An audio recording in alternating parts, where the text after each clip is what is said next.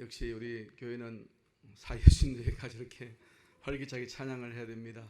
우리 코로나 때문에 우리 좀 여러 가지로 좀 우울해졌는데 우리의 마음을 활짝 우리 마음에 있는 습기를 다 제거해주는 우리 사회신도의 귀한 찬양 감사를 드립니다. 다시 한번 하나님의 은총이 여러분들과 함께 하시기를 주님의 이름으로 축원합니다. 제가 고등학교 다닐 때 저희 부서를 담당하시던 전도사님이 제게 책을 한 권 건네주셨습니다. 그때는 그 책을 처음 봤기 때문에 책 제목이 좀 특이했습니다. 그 책은 전 번연이 쓴 철로 역정이라는 책이었습니다. 예전에 어릴 때 무협지나 무협 영화를 좋아했기 때문에 그 무협지가 대부분 한자 네자로 되어 있습니다. 그래서 철로 역정하니까 서양 사람이 쓴 무협지인가 이런 생각을 하면서 호기심을 가지고 이 책을 읽었습니다. 그런데 이 책을 읽다 보니 이 책은 어느 한 그리스도인이 온갖 역경을 이겨내며 마침내 하늘 도성에 당도하는 그런 믿음의 장엄한 대서사시를 그려내고 있는 것을 알게 되었습니다. 저는 그 책을 통해서 두 가지 귀한 깨달음을 가지게 되었습니다. 첫째, 하나는 신앙이란 부단한 자기와의 싸움이다라는 것을 깨닫게 되었고요. 두 번째는 신앙이란 외부로부터 오는 온갖 시련과 유혹을 극복해내고 하늘에 가는 길이 바로 신앙이다라는 것을 깨닫게 되었습니다. 신앙은 우리 내적인 싸움에서 이겨야 되는 것이고 또 하늘나라에 가는 동안 저 천국에 가는 동안 끊임없는 외부로부터의 유혹과 시련을 또 극복해내는 길이라는 것을 깨닫게 되었습니다.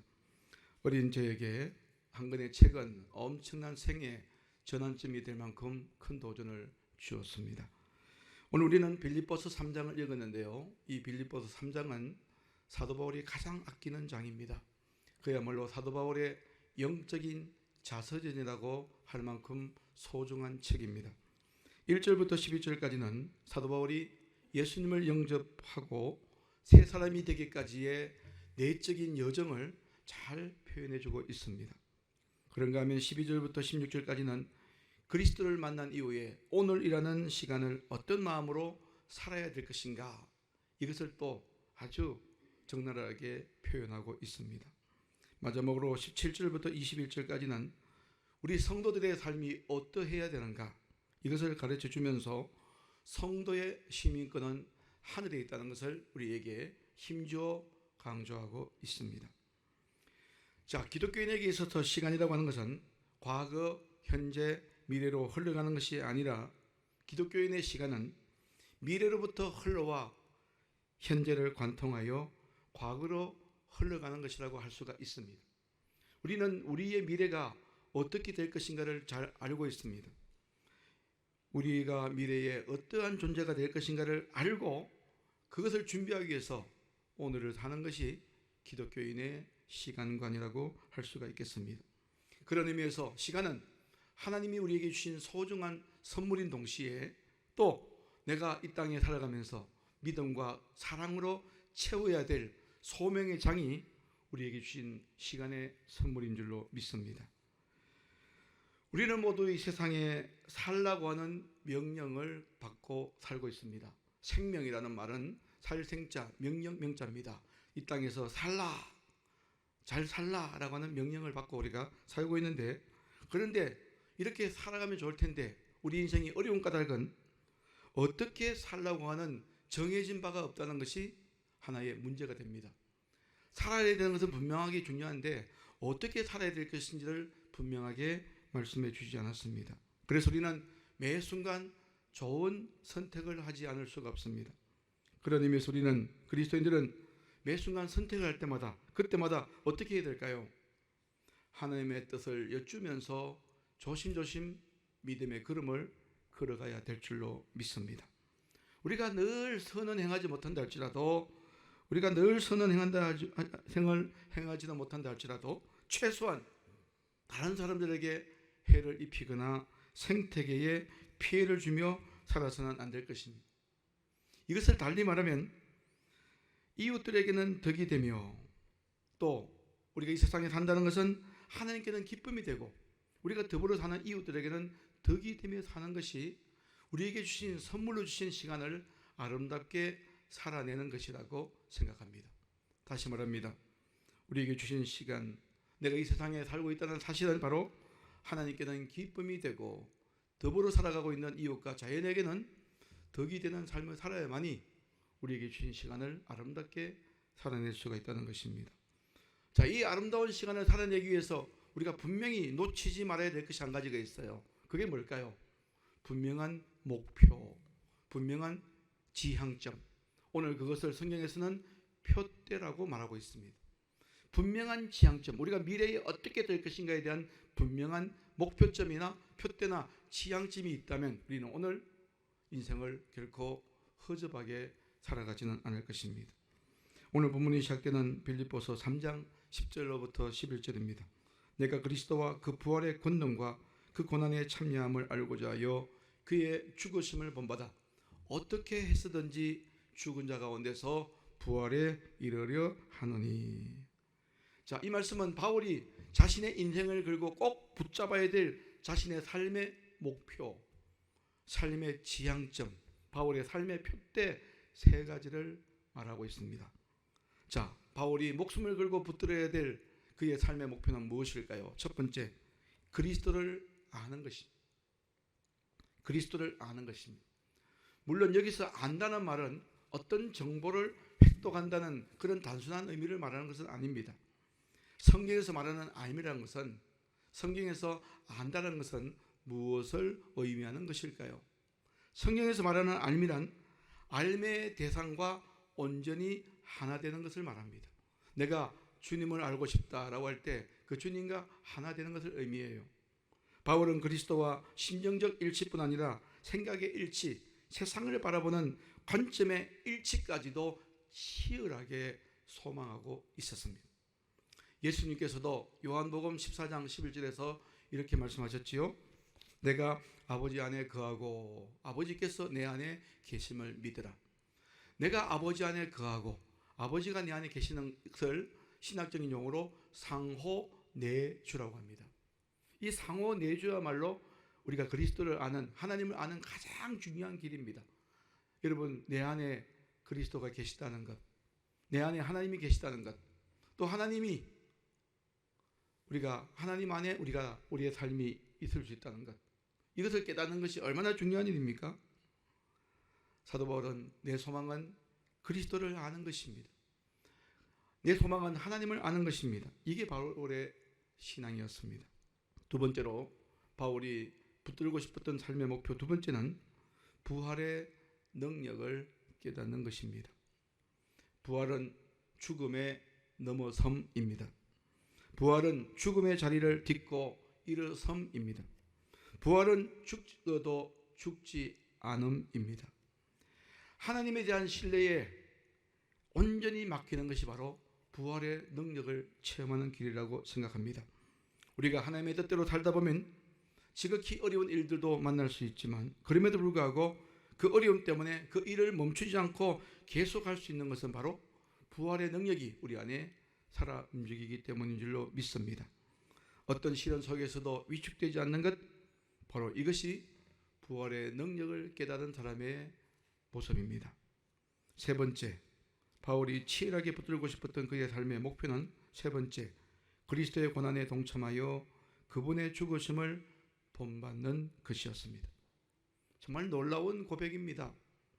여러분, 바울에게 있어서 예수 믿는 보람은 마음의 평안을 얻는 것 아닙니다. 물질적인 축복을 누리는 것 아닙니다. 육체적으로 건강하게 사는 것 아닙니다. 입신양명 그것도 아닙니다. 바울의 소망은 뭘까요?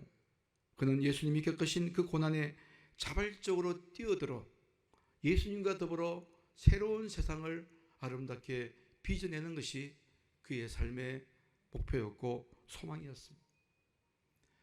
치열하게 예수 믿으면서 예수님이 겪으신 그 고난에 자발적으로 헌신하며 뛰어들어서 우리 주님이 꿈꾸는 아름다운 세상을 만들어내는 것, 이것이 바로 사도 바울의 마지막 꿈과 소망이라고 성경은 천명하고 있습니다. 자, 그런데 이 바울이 붙들었던 목표 이 세 가지는요, 어떻게 보면은 참 예수 믿는 것이 힘들다라는 생각을 가지게 합니다. 이런 것들이 예수 믿는 것이라면 정말 예수 믿는 것이 쉽지 않죠. 예수 믿고 우리의 삶이 유복해지면 좋을 텐데, 이렇게 바울 같은 이런 삶의 목표를 가지고 신앙생활하는 것 결코 쉽지 않습니다. 예수 믿는다는 것이 이렇게 어려워서야 어떻게 믿을 수가 있습니까? 그런데 여러분, 오늘 말씀을 잘 읽어보면 이래서 바울이 이렇게 말씀했구나 하면서 큰 은혜가 됩니다. 자, 빌립보 3장 12절입니다. 내가 이미 얻었다 함도 아니요 온전히 이루었다 함도 아니라 오직 내가 그리스도 예수께 잡힌 바 된 그것을 잡으려고 달려가노라. 바울은 이런 이야기예요. 바울도 예수 믿는 거 힘들어. 나도 완벽한 사람이 아니야. 이 말씀이 무슨 말씀입니까? 나는 아직도 확실한 믿음의 자리에 있는 거 아닙니다. 이런 뜻입니다. 아직도 자기 마음속에 흔들림이 없는 것이 아닙니다. 그리고 나도 역시 확신에 차서 이 길을 가는 것 아닙니다. 이런 뜻입니다. 무슨 뜻일까요? 아직 나도 흔들리고 있다고.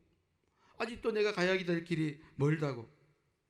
그저 지금은 나는 단지 순례자의 길을, 어떤 목표, 우리 주님 주신 목표를 향하여 순례자의 여정을 가고 있을 뿐이라고 이렇게 말합니다.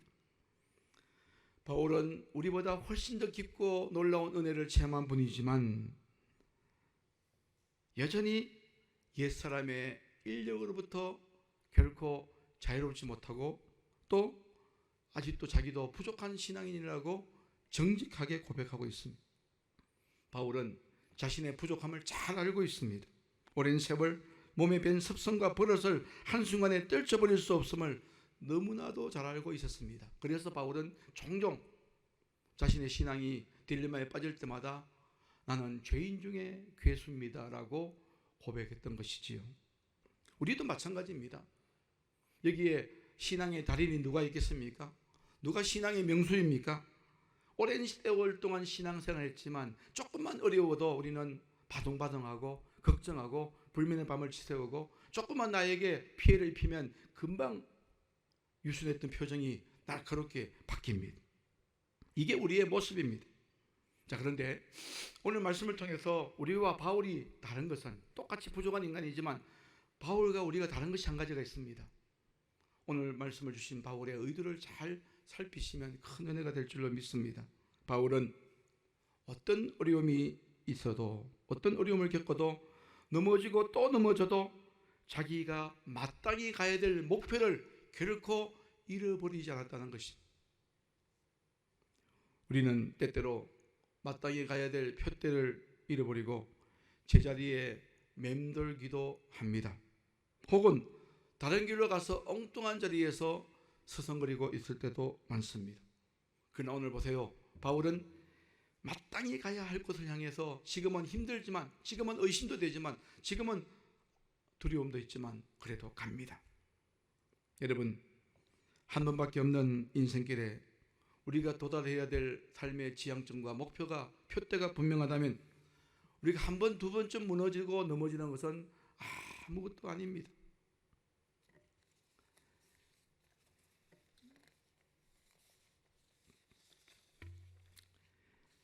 그 목표가 가물거리지만 않는다면 수없이 넘어지고 일어서기를 반복해도 우리는 낙심할 필요가 없습니다. 그런데 여러분, 한번 돌이켜 보시기 바랍니다. 평생을 교회를 다녀서도 자기가 가야 될 목표를 알지 못하고 사는 분들이 우리 주위에 얼마나 많이 있는지 모릅니다. 오늘 여러분에게 제가 한 가지 중요한 사실을 말씀드리려고 합니다.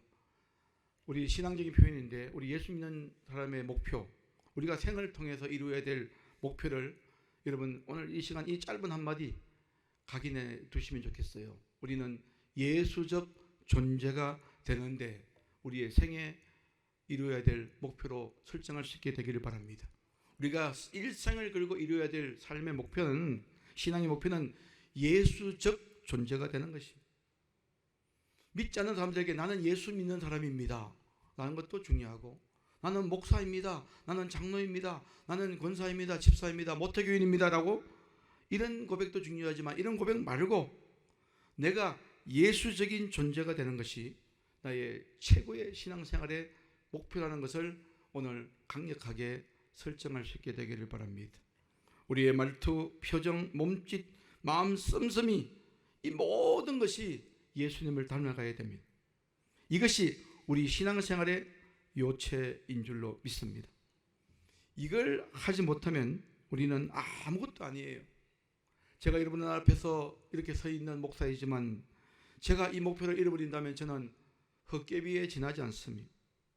평생 목표를 해도 소용이 없습니다. 우리가 평생을 예수 믿어도 우리가 예수적 존재가 되는 꿈을 잃고 산다면 우리의 신앙생활은 헛것이 되고 마는 것입니다.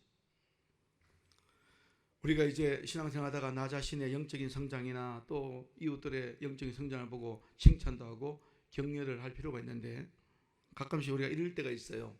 나는 이만하면 됐다라고 생각하는 분들이 계십니다. 내가 이만큼 신앙생활을 하면 뭘 더 배워야 되는가 라고 하는 사람들이 계실 수 있고요. 또 어떤 분들은 다른 사람들의 영적인 성장을 막 보면서 질투하고 그래도 내가 저 사람보다 낫지라고 생각하는 분들이 계십니다. 우리가 이렇게 스스로 자신의 삶을 한계를 걷게 되면 우리에게는 영적인 성장이나 영적인 진보가 중단될 수밖에 없습니다. 바울의 모습을 보십시오. 바울은 자신의 부족함을 인정합니다. 자신은 아무것도 이룬 것이 없다고 말합니다. 마찬가지로 나의 부족함을 알게 될 때 우리는 하나님의 도우심과 은총을 구하게 되는 것입니다.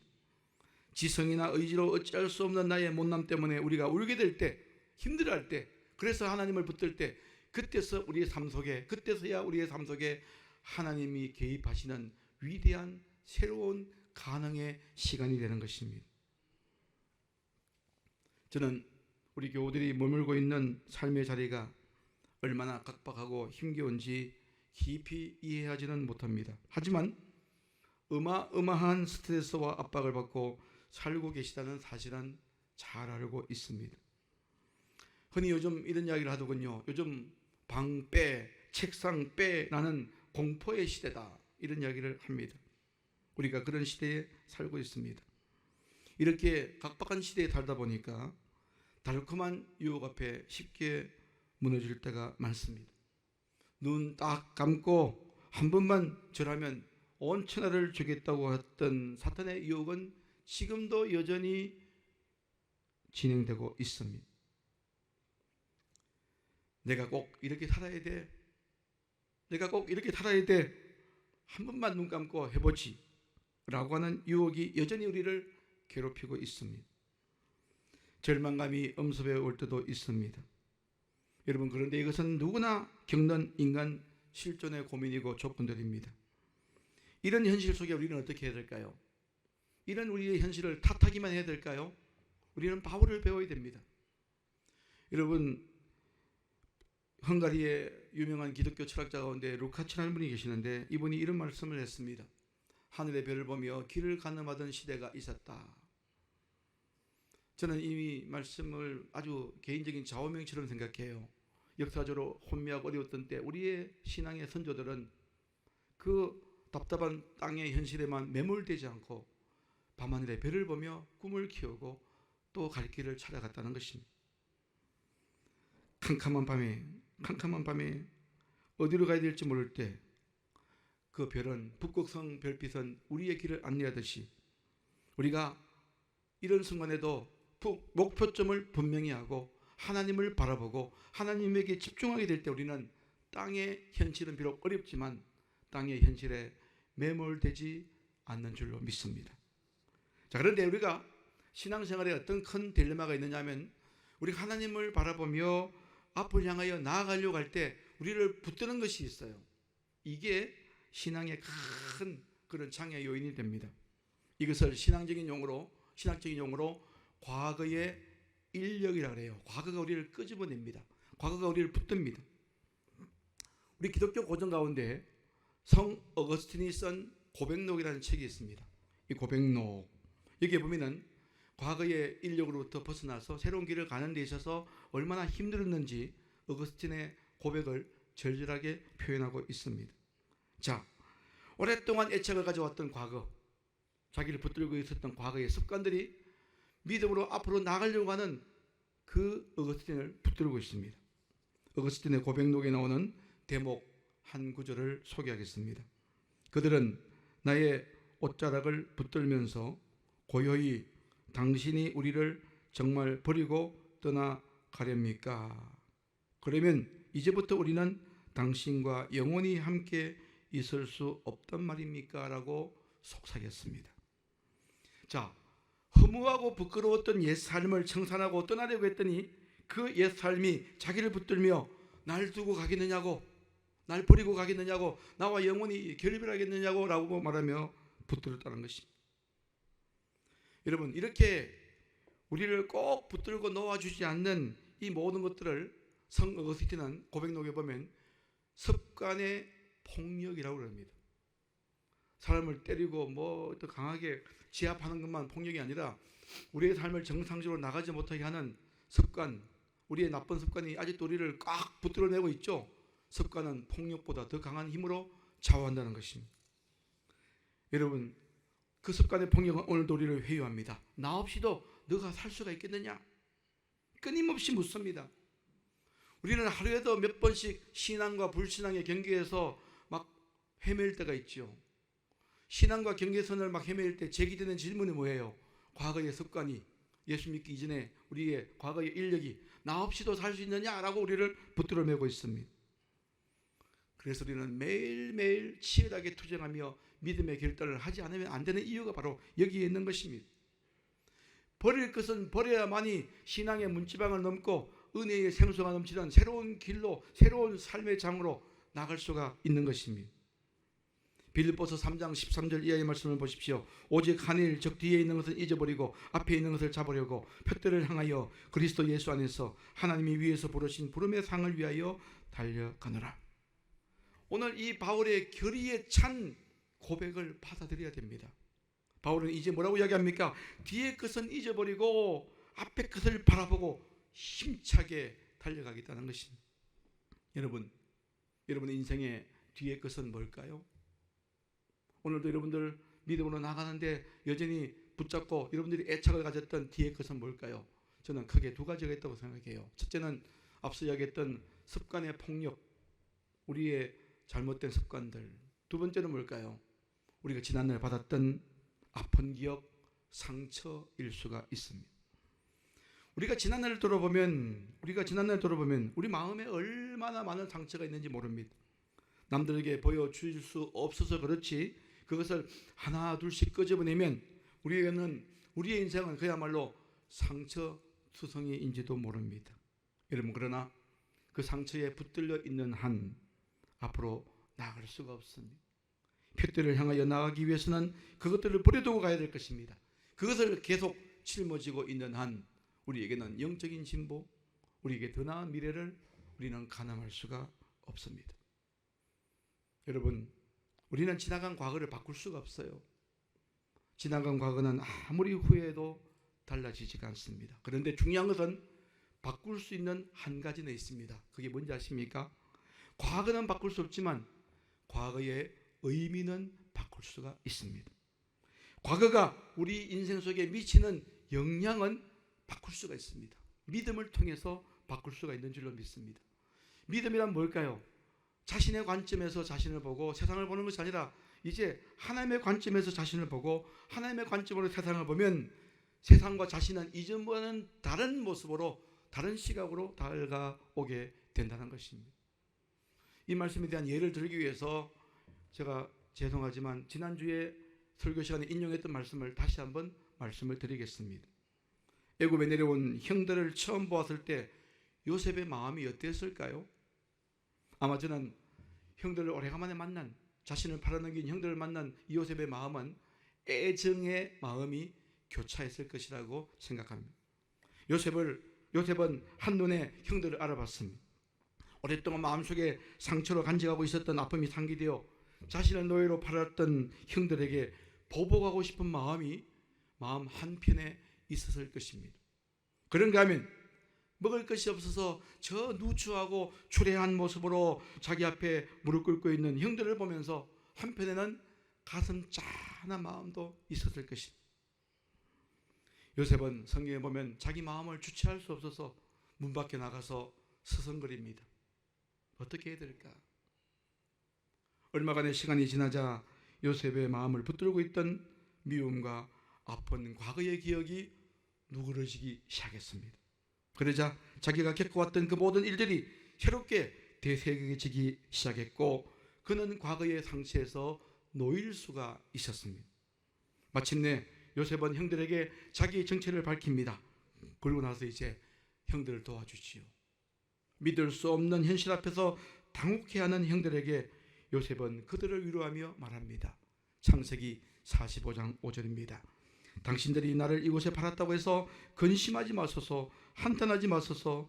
하나님이 생명을 구원하시려고 나를 당신들보다 먼저 보내셨나이다.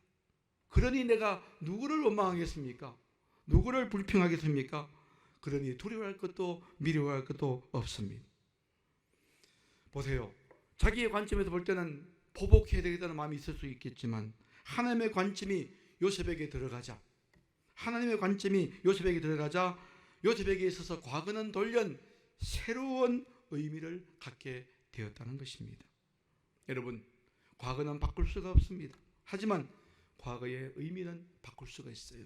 저는 이것이 하나님이 인간에게 주신 인간의 위대함이라고 생각합니다.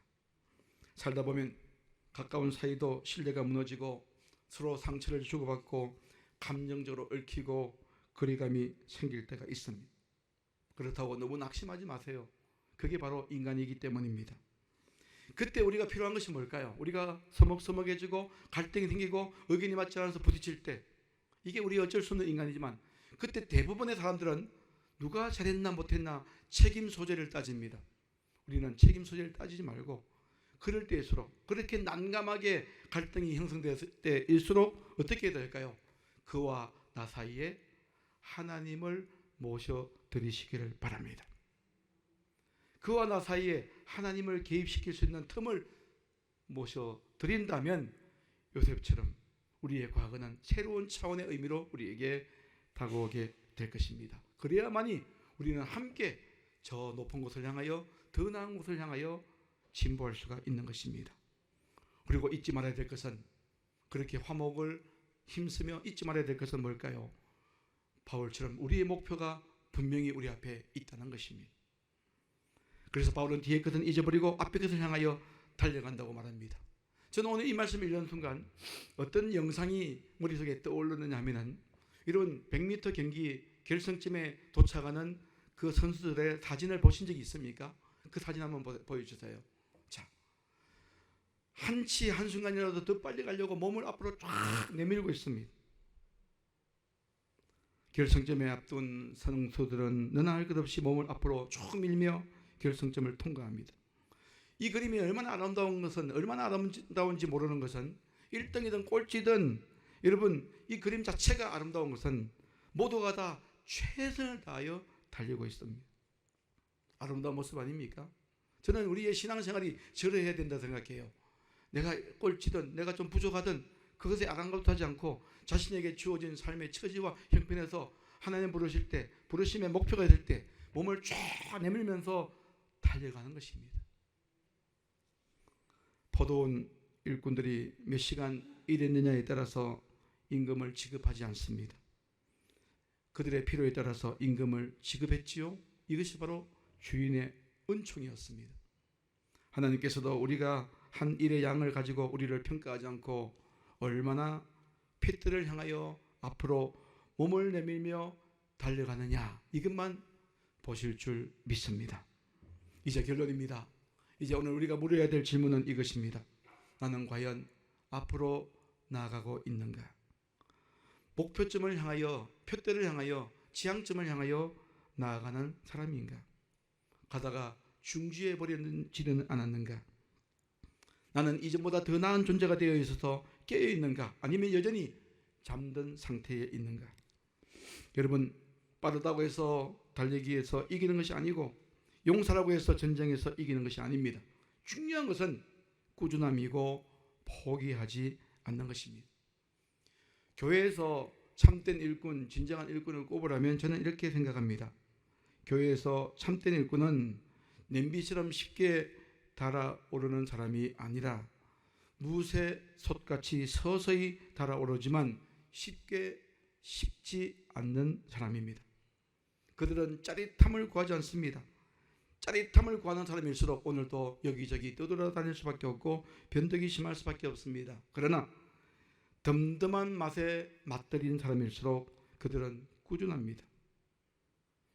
신앙생활의 핵심은 무엇일까요? 어떤 활동보다도 더 중요한 것은 자신의 존재의 변화에 초점을 맞춰야 됩니다. 내가 변화되지 않으면 수많은 일을 한다고 해도 소용이 없습니다. 내 중심으로 파악했던 모든 세계관을 이제 남을 배려하고 남을 존중하는 세계관으로 바꾸는 것, 자기 의를 주장하며 살던 사람이 하나님의 영광을 최우선으로 삼고 살아가는 사람으로 바뀌는 것, 이것이 우리의 신앙의 목표가 되고 내 신앙의 바람이 되어야 된다고 생각합니다.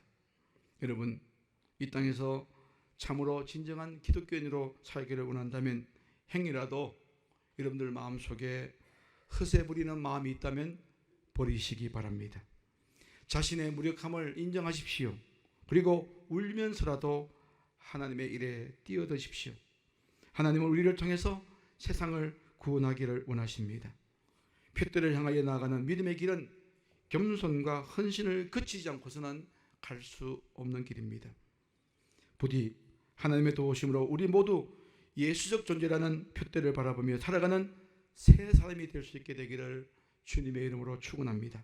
날마다 옛 사람의 옷을 벗어버리고 진리와 평화와 생명의 옷으로 갈아입는 하나님 나라의 새 사람으로 다시 우뚝 서는 저와 여러분 되어지기를 주님의 이름으로 축원합니다. 주신 말씀 기억하시면서 함께 기도하기를 원합니다.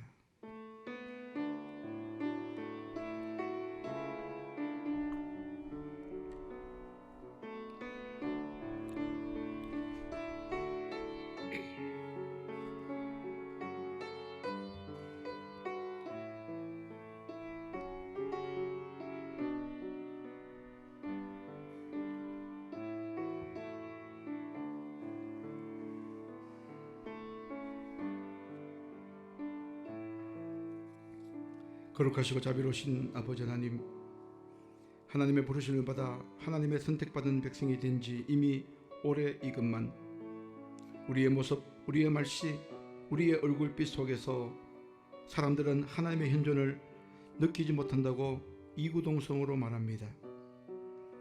우리는 인생의 실패자가 된 것 같습니다. 하나님, 다시 한번 우리에게 기회를 주시옵소서. 다시 한번 하나님의 뜻을 따라 새로운 존재로 지원받을 수 있도록 돌보아 주시옵소서. 예수 그리스도의 마음으로 세상을 보듬어 안는 새 사람이 되는 그 표대를 잃어버리지 않도록 도와 주시옵소서. 우리 주 예수님의 이름으로 기도드립니다. 아멘.